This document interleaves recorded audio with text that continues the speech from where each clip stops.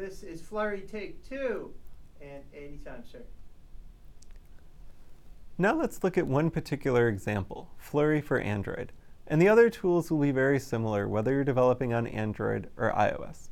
So to get fully instrumented only takes about 5 minutes.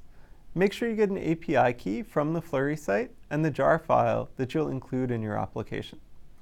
And then, where your application is first created, make sure you call the init method.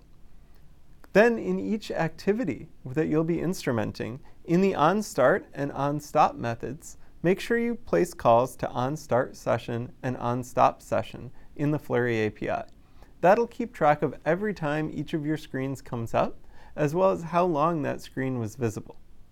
And that's it for basic instrumentation. Just putting those simple calls in, you'll be able to understand which screens are used, in which order, and basic metrics like user retention rates, number of new users per day, and how many users come and visit your application on each day.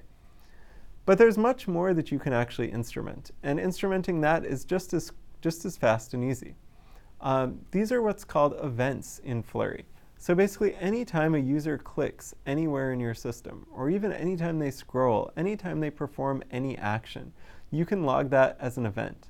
And you can put whatever parameters you want on that particular event. So let's say your system allows a user to share a URL with a friend. You can put in a simple event log and call the log event method with whatever name you'd like to call that event. Perhaps you just call it share URL. Then anytime a URL is shared in the application, Flurry will log that, and it'll be available in the backend user interface for you to go and look at.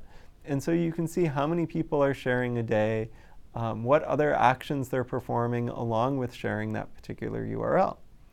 But now let's say you want to get even more detailed than that. You're interested in the kinds of URLs that they're actually sharing.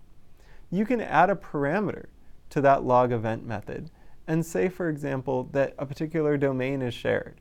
So you're logging an event that they're sharing an article on news.yahoo.com, or they're sharing a video on youtube.com. And so now when you go into the analytics tool, you can look at explicitly which domains are shared and find the top domains that people are sharing in your application. And that can give you a lot of deeper insights into how your system's being used and exactly what kind of content users are finding most interesting. So it's that simple. Now all of your user actions will be logged. Make sure you're logging every single thing that a user can do in your application, because you never know what you might want to look at later. Maybe a particular event that you thought wasn't particularly important is something that's getting used thousands of times a day. Now you might want to actually look at what they're doing and the particular parameters of that event to better understand user behavior. So for now, in this week, make sure everything's being logged. And in the next module, as a part of your field study, we'll actually explore what people are doing in your system, both quantitatively and qualitatively.